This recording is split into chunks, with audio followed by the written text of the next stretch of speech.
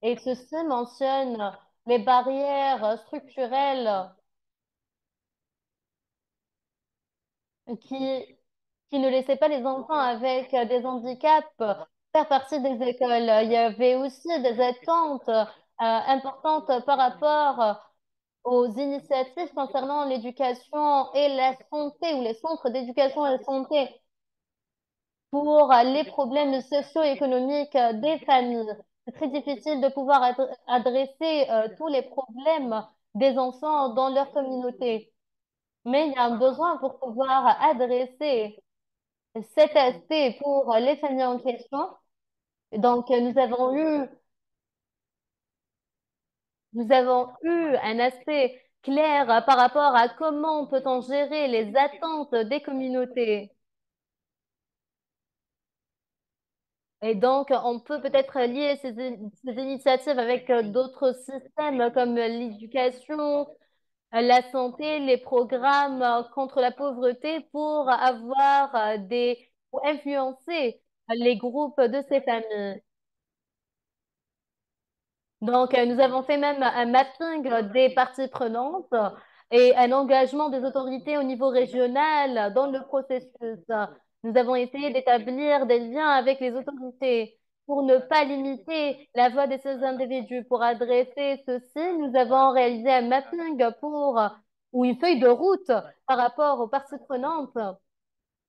Il y a un besoin de documenter ces initiatives au niveau de chaque région et zone pour qu'on puisse intégrer la santé et l'éducation et pouvoir plaidoyer au niveau national et international.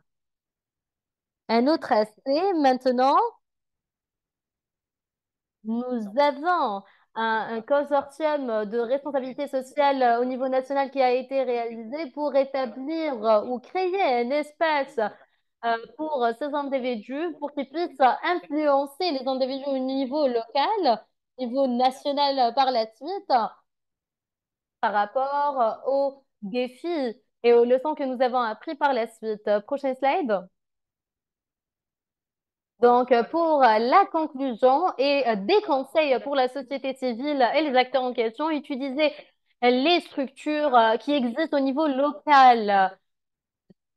Donc, spécialement par rapport aux membres de centres de responsabilité sociale des enfants qui ont identifié les groupes exclus au niveau social pour présenter ceci aux officiers du gouvernement. C'est très important d'avoir une résistance sociale, de travailler avec le gouvernement, les communautés pour avoir plus d'inclusivité sociale. Et ceci est ce que nous devrions attendre des personnes qui ont été affectées de la communauté et bien sûr, des individus qui peuvent changer ce cas avec le gouvernement, les communautés, la communication avec des indices clairs et un engagement sans barrière et avec tous les acteurs de la société civile, les structures au niveau gouvernemental. C'est très important d'avoir cet engagement avec une communication claire et bien sûr avoir une approche multisectorielle. C'est très important de pouvoir travailler avec plusieurs secteurs pour pouvoir adresser la discrimination contre les enfants, les petits garçons et les petites filles de l'aspect artisanal pour l'aspect socio-économique, éducation, santé et la protection des secteurs. Nous devrions travailler dans plusieurs thématiques, des parties prenantes et les acteurs principaux dans tous les aspects avec ces groupes d'enfants et leurs familles. Je vous remercie. Enfin, s'il vous plaît, essayez de lire le cas d'étude en entier pour que vous puissiez comprendre ce cas, spécialement pour ceux qui sont intéressés par ce genre de programme. Je vous remercie. Je vous remercie. Osmera, je crois que c'est très intéressant de voir les résultats et le travail extraordinaire que vous avez déjà réalisé et donc l'organisation de ces individus avec vous, qu'est-ce qu'ils ont réalisé. Je crois que vous avez énormément de questions. J'ai essayé de répondre à un dans le chat, mais ça sera très important d'avoir plus de cartes d'informations par rapport aux communautés artisanales. Vous l'avez en français, en anglais et en espagnol. S'il y a une compréhension très s'il y a un intérêt de la part des collègues qui parlent en arabe, n'hésitez pas à le dire et comme ça, nous allons le traduire pour que vous puissiez l'avoir dans votre langue locale. S'il vous plaît, restez avec nous car Abdeljalil et Ousmane, vous devriez répondre à des questions. Maintenant, j'aimerais bien mentionner Brekta Mene qui fait partie de l'association chrétienne pour les jeunes femmes chrétiennes en Éthiopie avec Mohamed, le secrétaire général. Metsebrak va avoir une présentation par rapport à l'inclusivité sociale, pourquoi l'inclusivité sociale est si importante. Et elle va partager quelques exemples qu'ils ont gérés auparavant en tant qu'organisation euh, avec des conseils sur ce qu'ils ont déjà établi dans leur travail. Je vous remercie, Metsebrak, à vous. Je vous remercie, Rubina. Est-ce que vous pouvez m'entendre? Parfait, merci beaucoup. Donc, je vais faire les meilleures ou je vais faire la présentation des meilleures pratiques concernant l'inclusivité sociale. Nous avons une association, donc c'est l'organisation chrétienne des jeunes femmes qui a été réalisée à Addis Abeba en 1962 et qui a été enregistrée comme une organisation au niveau local. Cette organisation travaille principalement pour pouvoir travailler sur l'égalité sociale, nous faisons partie du programme du CDAC pour les organisations des enfants et des femmes. Donc, comme avant de partager avec vous les meilleures pratiques que nous avons, c'est très important d'avoir un contexte sur l'inclusivité sociale. Donc, prochaine diapo, s'il vous plaît. Prochaine diapo.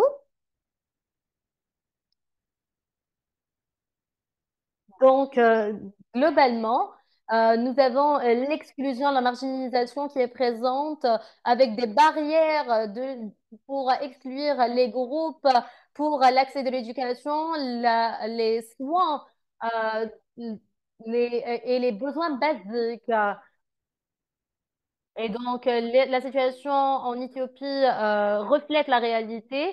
En Éthiopie, nous avons des aspects ou des communautés marginalisées qui n'ont pas accès au développement de, du, de l'État. Et donc, bien sûr, l'inclusivité sociale est très importante pour avoir des interactions avec ces aspects, spécialement avec l'exclusion des groupes marginalisés. Et donc, nous avons d'autres personnes qui ne prennent pas en considération cet aspect. Les groupes marginalisés représentent les femmes, les filles, les individus avec des handicaps, les individus qui ont le VHI et bien sûr les individus qui vivent en pauvreté. Prochaine slide, prochaine diapo.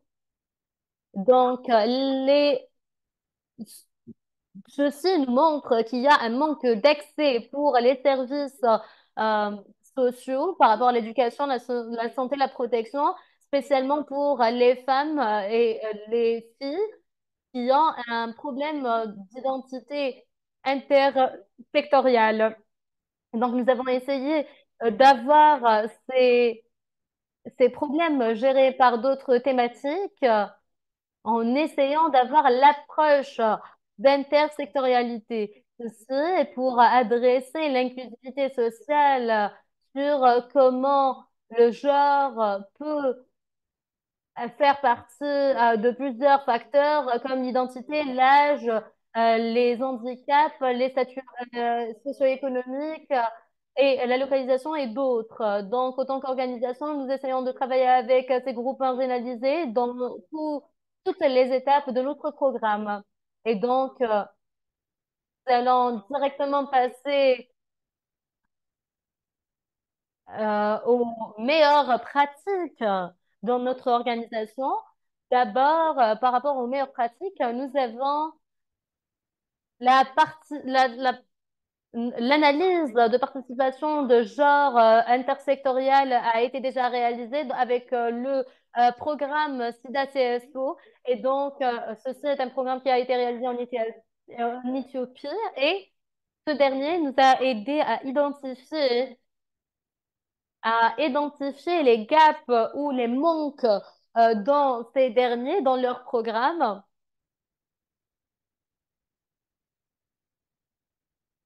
surtout avec les initiatives de droits d'enfants structurées.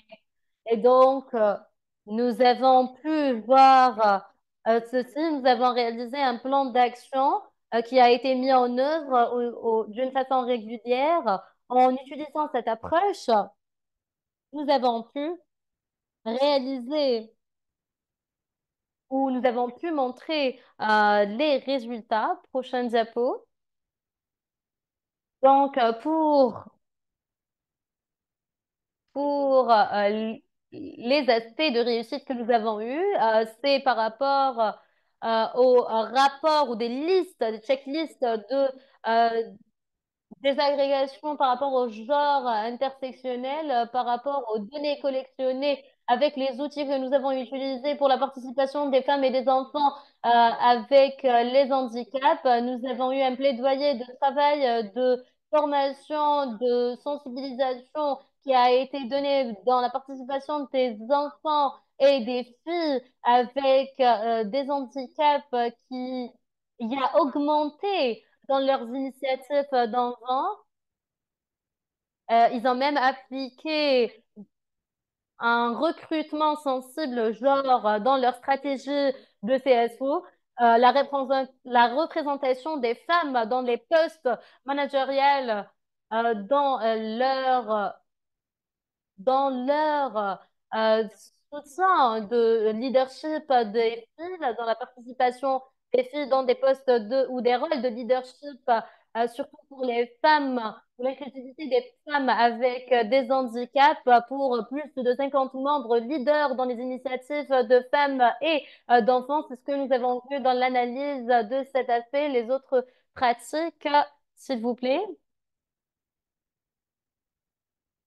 Donc, pour les meilleures pratiques concernant l'inclusivité sociale par rapport aux jeunes femmes ou l'initiative des jeunes femmes pour l'égalité des genres de Debra Brehan, la ville de Debra Brehan qui représente une région un peu éloignée de la capitale. C'est par rapport à la participation des filles euh, avec des handicaps qui ont décidé de développer des business et de renforcer leur capacité entrepreneuriale pour qu'ils puissent ou pour qu'elles puissent réaliser ou créer des groupes scalables ou avec des business scalables et avec les zones de conflit dans cette région. Il y a des jeunes femmes qui ont participé dans des formations ou des ateliers pour qu'elles puissent avoir un aspect sécurisé pour la participation féminine. Ceci représente une des meilleures pratiques. Prochaine diapo, s'il vous plaît. Et donc, par rapport aux meilleures pratiques, nous avons les communautés. Et la participation des communautés en question, nous avons le processus de responsabilité sociale, ce que nous avons, et par rapport à l'identité intersectionnelle, et nous voyons comment ces individus ont vraiment affecté cet aspect avec les pratiques en question pour avoir un accès aux services de santé. Ces pratiques ont été réalisées à Debra Abraham et Addis Abeba pour pouvoir voir les services dans les deux secteurs qui ont été développés pour les jeunes femmes ou les enfants. Et maintenant, nous avons des progrès que nous voyons par rapport à l'approvisionnement des matériaux. Nous avons aussi les services de santé pour les adolescentes et les enfants de 24 heures 24. Nous avons des services d'évaluation de 80 à 84%. Nous avons aussi les services d'analyse hormonale, les machines qui ont été réalisées et les pratiques avec 14 adolescentes dans la formation en question. Prochaine diapo.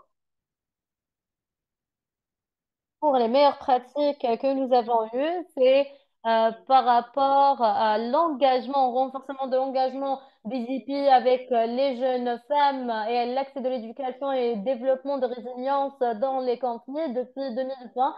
Euh, Nous avons eu l'aspect politique qui a été réalisé dans l'aspect nord de l'Éthiopie a ramené énormément de changements, spécialement par rapport à l'expansion des gens ou des individus déplacés de Debra Graham, de la zone de Debra Graham. Et donc, des camps IDP, nous avons plus de 30 000 individus qui résident là-bas. Et c'est pour ça que nous avons travaillé sur ces communautés pour faire en sorte d'inclure les filles de l'IDP dans le système d'éducation en renforçant les groupes d'éducation au niveau local et faciliter les dialogues mensuels pour pouvoir réaliser un environnement d'apprentissage sécurisé et résilient pour les zones de conflit, pour que nous puissions avoir plus de 4000 jeunes femmes IDP ou de jeunes filles qui sont directement impactées par cette intervention avec des formations de renforcement de capacité, des matériaux clairs et la réalisation d'un espace sécurisé pour que l'IDP ou les filles de l'IDP puissent participer à ce genre des initiatives. Et c'est une autre façon où nous avons inclus les groupes marginalisés. Donc, prochain diapo, s'il vous plaît. Donc, la dernière meilleure pratique que je vais partager avec vous ici, c'est pourquoi le programme d'YWCA a été réalisé. Ceci a été réalisé avec le programme en question. Avec ce programme, l'organisation a pu réaliser un environnement plus sécurisé pour les femmes marginalisées et les filles et fait en sorte que leur voix soit écoutée dans trois régions, donc les trois régions de l'Éthiopie. Et donc, à travers ces zones, nous pourrions établir un système de soutien social pour pouvoir réaliser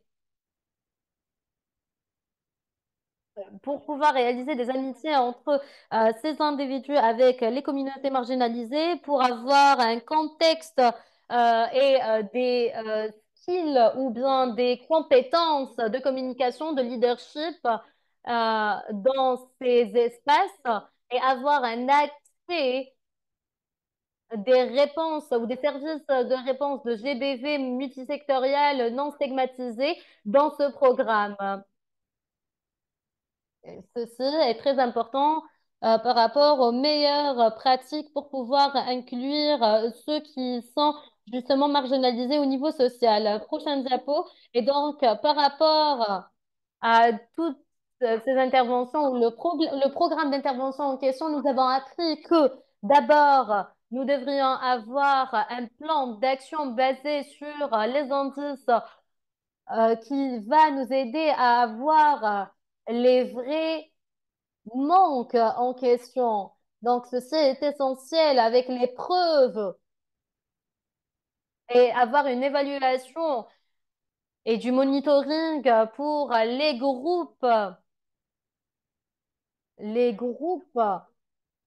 cibles pour qu'on puisse réaliser de l'inclusivité sociale. La collaboration est très importante. Comme ça, le problème d'inclusivité sociale ne sera pas géré par une seule organisation, mais par toutes les parties prenantes. Un autre aspect très important, c'est d'assurer qu'il y a l'égalité de genre par rapport aux organisations gérées par les femmes et donc, c'est très important d'avoir des organisations de femmes qui participent dans cet aspect car ils représentent des acteurs ou des agents très importants pour qu'ils puissent réaliser l'égalité sociale et l'inclusivité sociale. Et après, nous avons aussi un engagement à long terme.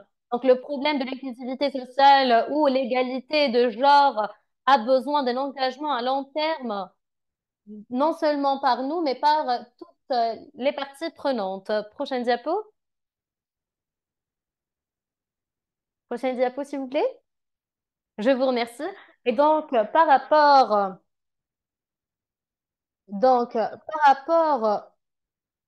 rapport à l'atténuation, les mécanismes d'atténuation dans les défis en question, nous avons les normes sociales et d'intersectionnalité qui sont très importants. Et donc, c'est très important de comprendre la qualité du travail en question. Après, nous avons le conflit ou les zones d'intervention où il y a des conflits actifs dans nos zones d'intervention.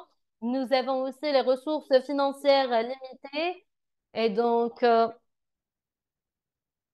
c'est très important de continuer à réaliser de la sensibilisation avec l'aspect numérique dans les communautés au niveau local pour pouvoir sensibiliser concernant l'inclusivité sociale.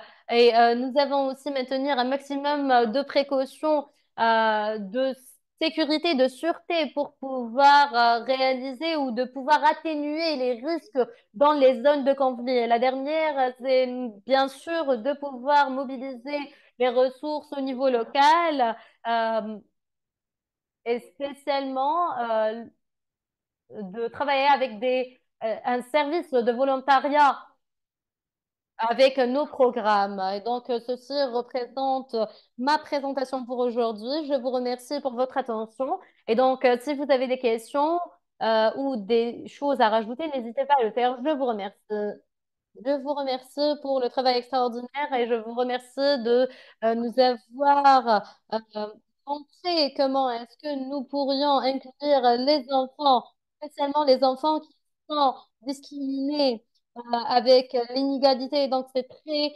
inspirant de voir le travail que vous faites. Maintenant, nous allons passer à l'autre partie du monde, dans un autre continent. Et je suis vraiment ravie de présenter Jelen Paklarin, qui représente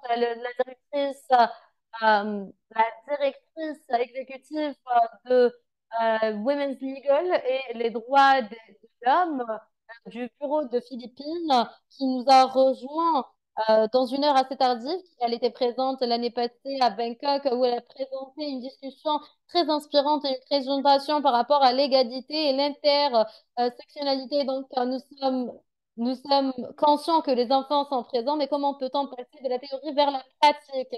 Quels sont les exemples qu'on peut apprendre euh, de, du sud-est de l'Asie? Comment peut-on apprendre ceci d'un point théorique et comment peut-on construire ces concepts d'intersectionnalité? Je vous remercie, Jalen, et à vous. Présentation. Je vous remercie, Udina. Je remercie tout le monde. Je m'appelle Jelen Paclaren et je fais partie du bureau des droits de l'homme et de l'aspect légal des femmes. Je fais partie de l'organisation aux Philippines et nous faisons notre travail par rapport à la promotion des droits de la femme avec les droits d'enfants. Et donc, ma présentation va se focaliser par rapport à l'application de l'inclusivité dans notre travail. Pour vous donner un contexte, nous faisons pas un travail par rapport aux droits d'enfants, mais je vais vous partager le travail que nous faisons avec le droit des femmes et des groupes marginalisés, même avec le travail avec les enfants que nous faisons.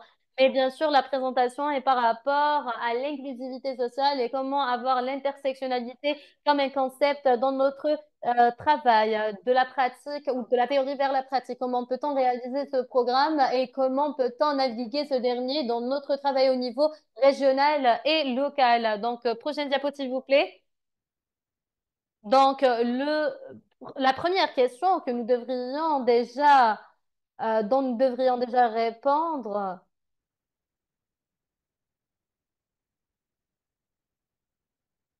Donc, comme je l'avais déjà mentionné, il y a l'autre interlocuteur qui a déjà participé, comment l'intersectionnalité est très importante. Mais j'aimerais bien vous donner une idée. L'intersectionnalité pourra nous aider à avoir des approches ou à éliminer les approches d'un seul aspect. Et donc, l'intersectionnalité est très importante pour pouvoir comprendre les problèmes en général. Ceci va nous aider à éliminer l'approche d'un aspect. Ce n'est pas une opération olympique. Si vous êtes une personne, si vous représentez une femme ou vous êtes une femme avec disons, un handicap et une femme qui représente un groupe LGBT, vous êtes, vous avez moins de liberté qu'une femme qui fait partie des groupes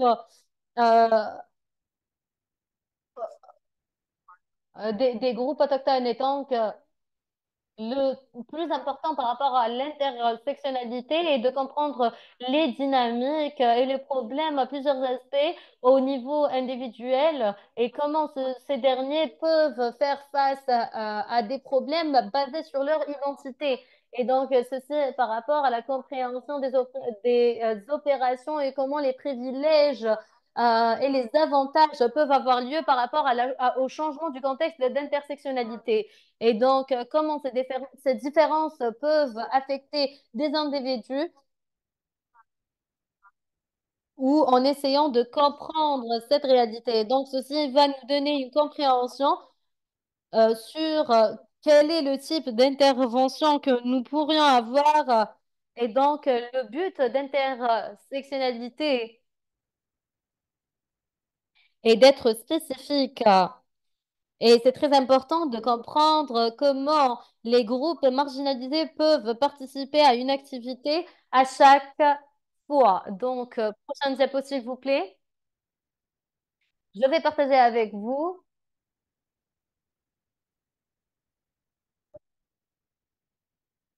comment puis-je résumer ceci. C'est un défi, mais de passer de l'aspect théorique à l'aspect pratique dans l'intersectionnalité est très important dans notre système de valeurs. Et donc, d'abord, en appliquant l'inclusivité ou l'intersectionnalité, on doit apprendre comment avoir une compassion ou comment avoir de l'empathie avec cette personne, comment l'expérience de cette personne peut l'impacter, comment valoriser ces expériences de l'individu qui est devant nous. Car des fois, nous avons un problème et le problème essentiel, c'est qu'il y a un certain aspect dans les individus qui sont dans le cas de développement. Et donc, nous avons des approches claires que nous avons des procédures, nous avons un aspect d'analyse claire, mais on doit changer cet aspect dans nos organisations. C'est vrai que nous sommes guidés par notre structure d'analyse, nous sommes guidés par notre évaluation, notre monitoring, notre responsabilité et de suivre et de respecter les outils qui nous sont présentés. Mais nous devrions aussi comprendre les groupes marginalisés et empathiser avec eux. C'est notre droit et c'est notre mission de les comprendre avec les communautés en question. On ne va pas juste se dire que s'il y a des groupes autochtones, par exemple, c'est comme ça qu'ils vont déjà, euh, on va déjà apercevoir ceci d'une certaine façon. On doit écouter, on doit comprendre la façon dont il s'exprime. Nous devrions comprendre les systèmes euh, de manque d'inclusivité. Est-ce que c'est la langue? Est-ce que c'est la culture? Est-ce que c'est l'éducation? Euh, Est-ce que c'est par rapport à la présence du mari, la présence des enfants, des garçons, des leaders dans la communauté? On doit vraiment indiquer les points d'oppression. Donc, quels sont les aspects ou quels sont les aspects d'oppression et la participation dans l'aspect euh, principal? Pourquoi les voix de ces femmes ne sont pas déjà arrivées ou ne sont pas présentes dans la discussion? Des fois, on doit aller au-delà de cette théorie. Je vais vous expliquer dans le travail de changement. climatique, avec notre travail dans le mariage des mineurs, comment peut-on réaliser justement toute une approche en faisant ceci? Nous ne sommes pas une organisation qui est assez grande, nous sommes une petite organisation, mais nous essayons à chaque fois de voir les défis des individus et comment peut-on impliquer ou mettre en œuvre nos projets et nos programmes, comment peut-on réfléchir au-delà de l'aspect direct traditionnel et donc de sortir de la boîte en quelque sorte. Et nous essayons justement de prendre cette expérience, de pouvoir comprendre que si un individu a besoin de pleurer, on doit pleurer avec eux, on doit vraiment comprendre leur expérience. Et donc, pour comprendre cette approche au-delà de ce que nous décrivons, comment peut-on justement passer de la théorie vers la pratique? Nous allons passer, s'il vous plaît, prochain diapo. Et donc, ceci représente une petite ou un petit partenariat avec une organisation internationale. Nous avons déjà eu de l'expérience par rapport à l'intersectionnalité. Et le genre, le changement climatique et dans le contexte de mariage des mineurs, nous avons essayé de mélanger le travail du programme que nous avons réalisé avec Sauver les enfants aux Philippines. Et pour pouvoir comprendre le contexte du changement climatique, le contexte des enfants en relation avec le changement climatique et comment peut-on appliquer les approches basées sur les enfants, l'égalité des genres et le changement climatique en même temps. Vu que nous avons eu des fonds limités ou des ressources limitées, nous avons essayé d'impliquer le mariage des mineurs qui pourra justement mentionner l'interconnectivité du changement climatique, de l'égalité des genres et de ces approches par rapport aux conflits ou la résolution de conflits dans l'aspect de mariage des mineurs. Et donc, nous avons essayé de comprendre quel est le changement climatique et comment peuvent les enfants ou comment est-ce que les enfants sont vraiment affectés par le changement climatique. Par la suite, nous avons essayé de comprendre comment est-ce que le mariage des mineurs ou le changement climatique en relation avec le mariage des mineurs peut créer un problème qui va se multiplier pour passer avec les garçons, les filles, comment ils peuvent passer au mariage des mineurs dû à la pauvreté ou au changement climatique. Il y avait un manque de conversation, bien sûr, de discussion dans le partage des histoires. Et donc, nous avons même ramené des enfants qui ont partagé leurs histoires. Nous avons bien sûr demandé leur opinion. Nous avons demandé si ceci va les aider à se sentir mieux. Ils étaient d'accord et c'est là où nous avons vraiment montré les déplacements, l'insécurité et tous les aspects, les problèmes de santé, de, de leur santé. Et c'est des problèmes que nous n'en sommes pas. Nous focalisons sur le problème de changement climatique. Nous ne pourrions pas euh, essayer de penser d'autres problèmes qui sont liés à cette dernière. Et donc, par rapport à notre conversation, comment est-ce que les enfants doivent arrêter leur éducation par rapport au manque de nutrition. Et il y a même des enfants qui tombent enceintes. Et donc, ils essayent de se marier pour éviter la pauvreté. La majorité de ces enfants nettoient leur propre maison et leur propre foyer. C'est leur responsabilité. Et donc, ils croient que se marier va éviter justement avec la personne qu'ils aiment va justement enlever ces responsabilités de leur dos. Donc, c'est vraiment inspirant de voir ces histoires.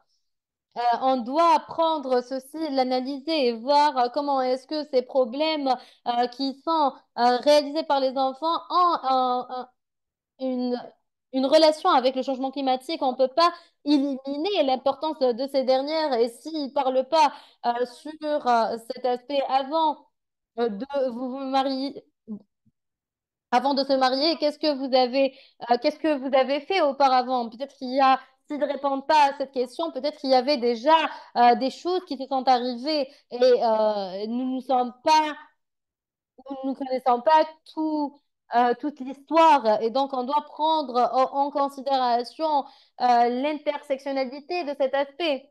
peut-être le cas ou peut-être la cause. Pourquoi ils ne parlent pas, pourquoi ils ne partagent pas leurs histoires, c'est par rapport à la façon dont ils sont éduqués. Ils ne doivent pas vraiment s'exprimer, de participer dans une discussion, que leur voix n'est pas importante et que leurs idées ne sont pas importantes. Et donc, tous ces aspects sont assez clairs par rapport aux droits de l'enfant. Et ceci représente une partie du problème. Les enfants qui ont une expérience du mariage des mineurs représentent la catégorie d'enfants euh, qui ont un problème de discrimination avec le changement climatique ou le problème du changement climatique, c'est tous ces problèmes qui sont liés avec l'intersectionnalité des enfants, des genres et bien sûr du mariage des mineurs et tout ceci a fait partie d'un cas d'étude qui a été utilisé par la suite comme leur programme pour les nations du sud-est de l'Asie. Nous avons d'autres définitions ou une autre définition des enfants. Dans des pays, ceci est clair, dans d'autres pays, ceci n'est pas acceptable. Et donc, c'est quoi le rôle du changement climatique dans le mariage des mineurs? Pour les enfants, c'est complètement normal de partager leurs histoires car c'est par rapport à leur perspective. Ils n'ont pas besoin d'avoir un cadre de travail, on n'a pas besoin d'avoir une discussion par rapport à l'intersectionnalité car ceci et automatique pour les enfants de parler à propos de leurs expériences concernant le mariage des mineurs et le changement climatique. Et pour moi, c'est la définition de l'intersectionnalité, de pouvoir avoir la capacité pour montrer l'interconnectivité de tous ces aspects d'une façon naturelle, car vous avez un espace sécurisé et vous avez un espace pour ces groupes marginalisés pour qu'ils puissent s'exprimer ouvertement. Prochain diapo, s'il vous plaît. Et donc, je vais passer au-delà car j'ai juste une minute. Donc, quels sont les défis de l'apprentissage? Je crois que je vais aller assez rapidement. Donc, par rapport à la compréhension des problèmes du contexte du partenaire dans les communautés, nous devrions écouter leur voix et être assez modestes. Nous devrions utiliser leurs expériences pour guider les activités désignées pour eux. C'est vrai que nous avons toujours des propositions, nous avons toujours un cadre de travail, mais nous devrions comprendre leur expérience car ils connaissent, ils ont plus d'informations pour qu'on puisse réaliser les activités en question. Nous devrions avoir une approche sans jugement pour essayer de voir qu'on ne connaît pas certainement ce qui est le meilleur pour eux. Nous devrions connaître les agences et prendre des décisions. Et bien sûr, c'est un problème que nous voyons avec nos partenaires de développement. C'est par rapport à l'évaluation en question. Euh, et des fois, on a les indicateurs. Et donc, c'est très important pour nous tous par rapport aux changements. Euh, des changements qu'ils ont, plus l'apprentissage qu'ils vont avoir. Donc, le changement et l'apprentissage des normes et des standards. Je vous remercie une autre fois pour votre attention. Je vous remercie, Hélène. Ceci a été vraiment inspirant et je crois que c'est pour ça que nous avons créé un endroit ou un espace sécurisé pour qu'on puisse partager ce qu'on a appris de cette expérience. Bien sûr, nous n'avons pas l'expérience de pouvoir avoir des documents clairs, mais je suis très ravie que nous avons pu prendre le cas d'étude de l'Éthiopie qui va créer énormément d'engagement, mais comme vous l'avez déjà dit, de ce genre de perspective pour qu'on puisse et pour comprendre ce qu'ils subissent est très important. Chers collègues, chers amis, chers pratiquants, je suis vraiment ravie que nous avons terminé les présentations et je suis sûre que vous aimeriez toujours avoir plus d'espace pour que vous puissiez partager vos idées. J'aimerais bien inviter n'importe quelle personne qui veut poser des questions. Ceci représente l'espace ou l'opportunité pour que vous puissiez parler aux panélistes. Nous avons entendu Mera et Abdeljalil, Natsebrak et Jenen qui ont participé partager leurs meilleures pratiques par rapport à la réduction de discrimination, de l'inclusivité sociale, comment ils puissent travailler avec l'intersectionnalité. Et donc, ceci est très inspirant pour nous, pour qu'on puisse comprendre ce genre de contexte. Et donc, c'est très important de laisser l'espace à tout le monde pour qu'ils puissent poser les questions qu'ils veulent. Je crois qu'il y a une main. Agustina, Agustina, s'il vous plaît, vous pouvez maintenant poser votre question.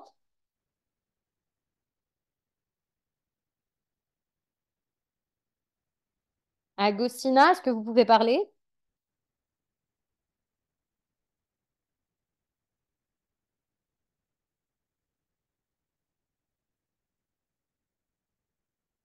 Je ne sais pas si Agostina ne peut pas parler, mais nous avons Martina.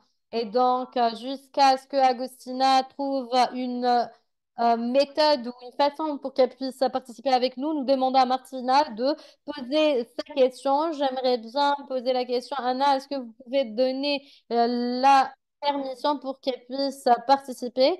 Normalement, les deux ont la capacité d'enlever leur mute. Et donc, je crois que vous pouvez tout simplement juste activer votre micro, s'il vous plaît. Dites-nous si vous avez des problèmes dans le chat box.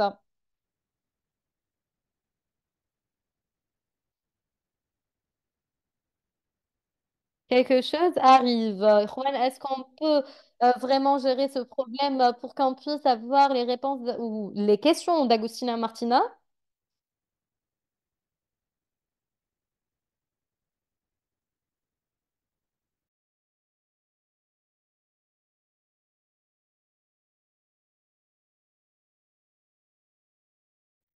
Martina, j'essaie de vous demander d'enlever votre mute pour que vous puissiez participer avec nous. Maintenant, nous avons Moulanga, Niro, je vois que vous pouvez parler. Je vous remercie infiniment. Est-ce que vous pouvez m'entendre? Oui, oui, effectivement, je vous remercie. Je m'appelle Moulanga Niro Boranka et donc je fais partie de l'organisation Refuge. Nous avons travaillé sur la protection des enfants et nous avons un département du plaidoyer pour les droits vérifiés au moins. Et donc, je remercie tous les individus, tous les interlocuteurs pour leur présentation. Je les remercie pour leur compréhension et je suis vraiment ravie de voir ceci. Il y avait aussi un aspect où nous avons parlé de mariage mineur. Ceci est très important qui nous affecte ici à Takuma, au camp de réfugiés. Et nous ne comprenons pas qu'est-ce qu'on doit faire. Nous aimerions bien poser une question pour qu'on puisse comprendre qu'est-ce qu'on peut faire pour pouvoir aider ces enfants à Takuma. Et puis, nous avons énormément d'enfants qui viennent de leur famille. De leur foyer qui sont sous la piste de leur venir aussi vers Kakuna. Et une fois qu'ils sont à Kakuna, ils vont justement devenir responsables sur le foyer car ils ont certaines qui prennent soin de. Et donc, après un certain moment, vu que la vie est très difficile, ils n'ont pas une personne pour les soutenir. Et par la suite, ils vont s'engager dans un aspect de violation sexuelle, car ils pensent que tout ça est complètement normal. Ils croient qu'en vendant leur pays, qu'en ayant de l'argent de sécurité, avoir la capacité de faire des. Est-ce que cette question est naturelle et Jalen pour des exemples pratiques par rapport à comment est-ce qu'on peut avoir des dialogues ou des discussions avec la communauté concernant le mariage d'enfants, le mariage des mineurs dans votre cadre de travail? C'est bien ça, oui, effectivement. Question est très important à mentionner. Je crois que vous pouvez toujours faire votre recherche pour poser la question concernant ceci. C'est une chose qui arrive fréquemment à Kakuma. Et nous avons aussi des tribus, ou des d'autres nationalités qui ont déjà donné le droit d'avoir des mariages de mineurs de l'âge de 14 ans à 16 ans. Et nous avons plusieurs nationalités qui ont déjà laissé ceci arriver dans le camp. Et donc, je veux dire que cette organisation fait partie du contexte de Kenya. Ils réalisent ce que nous faisons à Kakuma. Donc, est-ce que vous pouvez m'entendre? Donc, Jen et Natsurak, s'il vous plaît, essayez de prendre la question et vous pourriez répondre à la question par la suite. Comment vous pouvez avoir des réponses par rapport au mariage des mineurs? Martina, je vous vois maintenant. Je crois que c'est la seule main levée. S'il vous plaît, essayez de parler maintenant.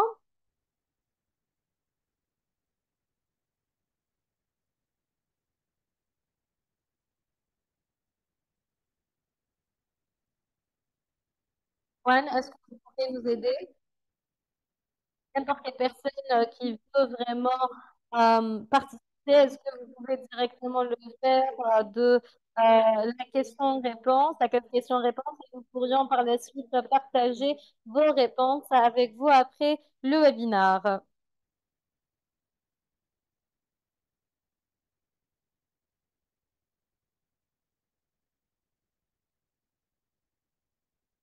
Et donc, je ne sais pas comment puis-je gérer cet outil. Je vous donne la capacité d'enlever votre mute, mais ça ne marche pas.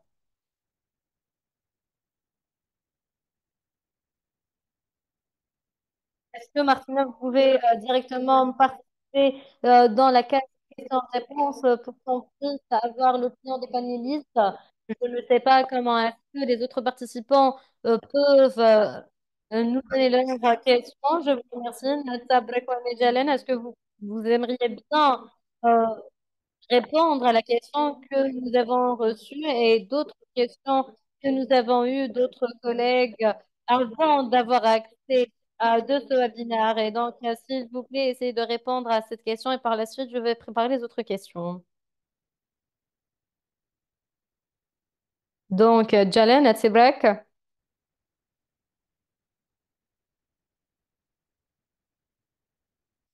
Donc, j'aimerais bien qu'une autre personne de la division réponde à cette question, mais je crois que le mariage des mineurs est un problème qui est ou c'est un défi même, parce que c'est un problème culturel.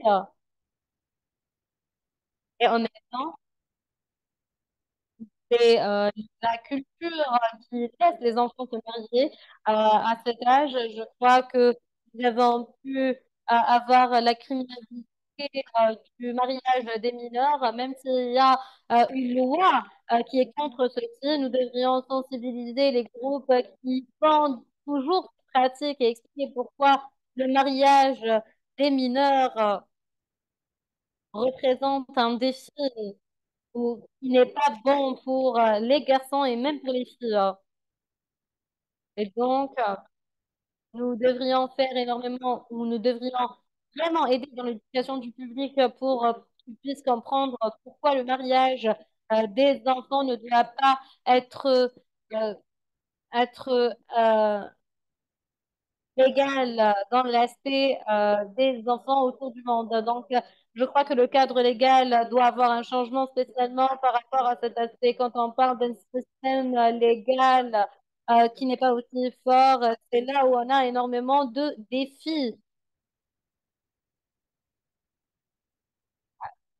Asmara, si vous pouvez toujours répondre à cette question, je crois que ceci est très commun en Éthiopie aussi, hein, car l'Éthiopie représente une société multiculturelle.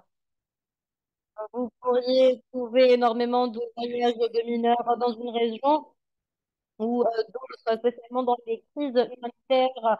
Durant les crises, les guerres, nous voyons des jeunes filles qui décident, des femmes qui deviennent énormément vulnérables, spécialement le mariage des filles, des jeunes filles, comme un mécanisme. Et donc, autant que professionnels dans l'aspect de développement, je crois que l'application de l'éducation dans le cadre culturel est très important. Et c'est très important de travailler avec les enfants. La meilleure façon pour pouvoir protéger les enfants, on doit les renforcer. On doit renforcer leur compréhension, leur capacité, leurs compétences concernant la demande de leurs droits, de dire non, qu'ils puissent dire non. Et par la suite, de pouvoir travailler avec des structures communautaires.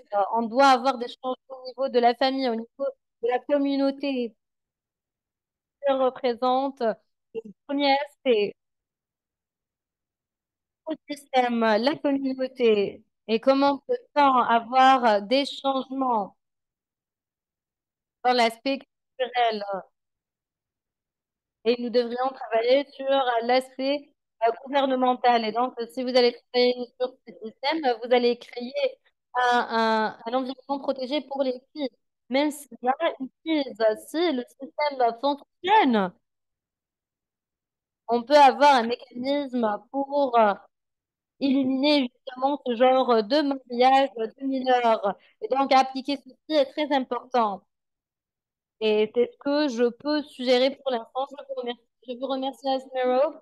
Et donc, s'il vous plaît, utilisez les box de questions-réponses pour que vous puissiez répondre. J'ai quelques questions et tout le monde aimerait avoir plus l'opportunité pour que vous puissiez répondre. Et une, Abdel, comment peut-on garder les efforts que vous avez déjà réalisés dans les zones de Goraga, comme Azmerago avait fait sa présentation. Je crois que vous avez déjà travaillé avec les communautés artisanales, mais vous n'avez pas mentionné les enfants avec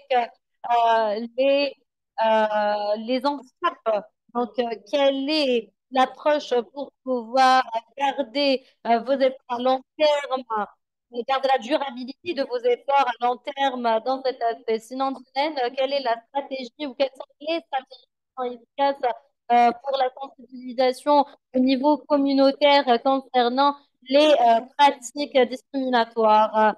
S'il vous plaît, nous avons 2 minutes qui restent, donc Admira, peut-être Abdeljalil, si si Abdeljalil est proche, est-ce qu'on peut l'entendre?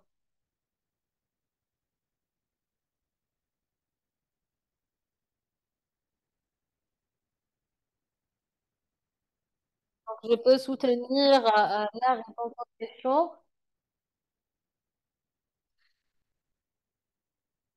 Si l'organisation va intégrer les enfants qui sont discriminés, et nous avons le groupe d'enfants qui voient de la discrimination claire avec le manque d'accès aux services essentiels.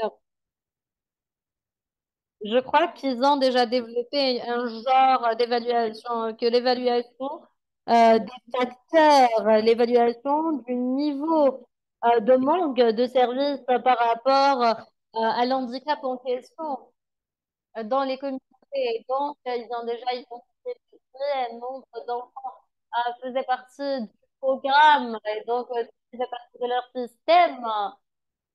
Et une fois que ce projet a été réalisé, nous avons déjà l'intégration des enfants avec des handicaps dans le monitoring et bien sûr dans l'aspect du rapport. Et donc, ceci n'est pas seulement de leur programme, mais dans le programme du gouvernement. Et donc, ces derniers n'ont pas accès aux écoles comme d'autres groupes d'enfants. Et donc, nous avons euh, la responsabilité d'autres programmes. Et donc, ils essayent de prioriser ou d'intégrer ce groupe d'enfants dans cet aspect, même avec d'autres partenaires. Je vous remercie, Azmera. Oui, Abdel. Et donc, cette structure est très importante, surtout avec les systèmes du gouvernement.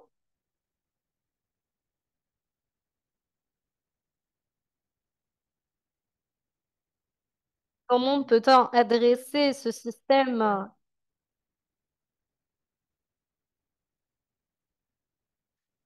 avec nos interventions? Nous avons vu que la responsabilisation sociale est très importante. Nous avons vu comment est-ce que ces problèmes peuvent déjà être réalisés. Je vous remercie. Nous avons une autre question dans le chat box, si on peut la voir.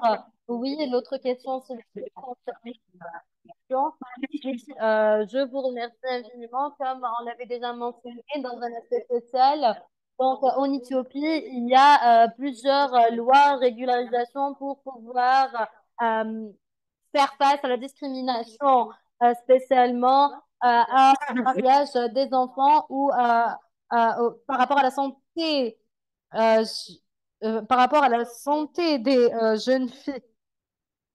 Et donc, pour pouvoir avoir des changements réels durant cette dernière, l'éducation ou la sensibilisation est très importante et basique. Nous avons des parents qui n'ont pas eu la capacité de pouvoir avoir l'éducation principale. Leurs parents ne pouvaient pas avoir accès à l'éducation, mais nos parents ont pu le faire et c'est pour ça que nous sommes ce que nous sommes aujourd'hui. Et donc, c'est très important d'inclure la participation des organisations pour ceci représente un défi car c'est intégré avec les normes au niveau social.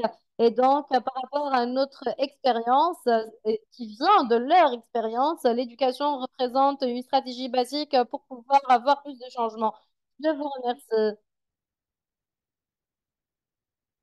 Est-ce qu'on peut donner l'opportunité à Jalen pour répondre? Nous avons une minute qui reste. Jalen, est-ce que vous avez une chose à rajouter concernant les capacités ou les stratégies concernant l'aspect communautaire? Je vous remercie. Maintenant, nous essayons de travailler sur cet aspect. Comme je l'avais déjà partagé avec vous auparavant, nous faisons un travail avec l'organisation les droits de femmes. Ce que nous essayons de faire, c'est d'organiser les femmes et d'organiser un groupe de filles. Et ce que nous voyons comme une façon pour pouvoir gérer ce genre de problème, c'est d'avoir un mouvement géré par ces derniers.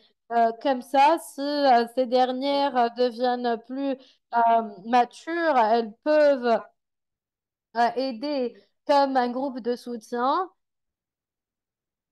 Et je crois que c'est très important de faire du plaidoyer au niveau communautaire pour qu'elles puissent expliquer pourquoi les normes doivent être adressées, pourquoi les normes doivent être adressées dans la communauté. Et c'est pour ça que nous avons un travail avec le gouvernement. Donc, un mouvement de renforcement au niveau communautaire est très important et je crois que ceci va nous aider à réaliser tous nos objectifs. Je vous remercie infiniment. Je vous remercie, Jennen.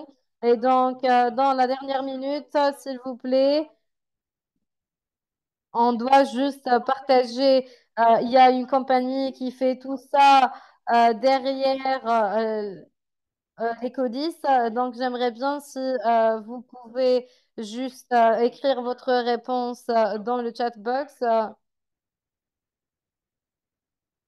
Je crois que quand on a parlé de durabilité aussi, au niveau local, nous avons un programme qu'on doit justement gérer au niveau national.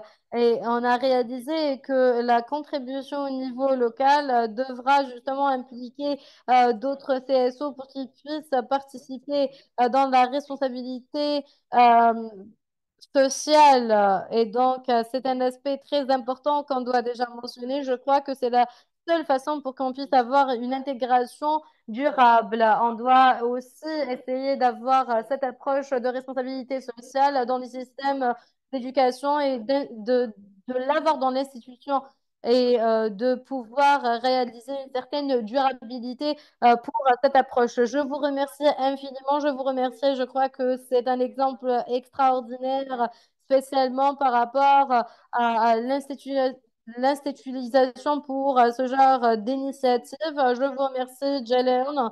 Je remercie Natia Bragg. Je remercie Abdel Jalil. Je remercie Azmera pour cette session d'échange extraordinaire. Je vous encourage à venir à lire les questions des individus qui n'ont pas eu la capacité d'enlever leur mute. S'il vous plaît, essayez d'écrire vos questions et nous allons essayer de répondre directement en écrit. Il y a un feedback pour la session. Si vous avez des commentaires, s'il vous plaît, n'hésitez pas à le faire. Il y a d'autres événements qui vont avoir lieu le 5 décembre et le 10 décembre par rapport au changement climatique, par rapport aux enfants en Afrique et les droits des enfants. Et donc, nous avons les consultations de ces dernières pour pouvoir aider avec l'environnement. Je vous remercie infiniment. Je remercie les interprètes et je remercie les panélistes. J'ai hâte de travailler avec vous et de partager l'enregistrement de cette session, les questions et les réponses des questions que nous avons vues. Je vous remercie et bonne journée à tous. Je vous remercie. Merci. Merci. Merci, Rudina. Merci.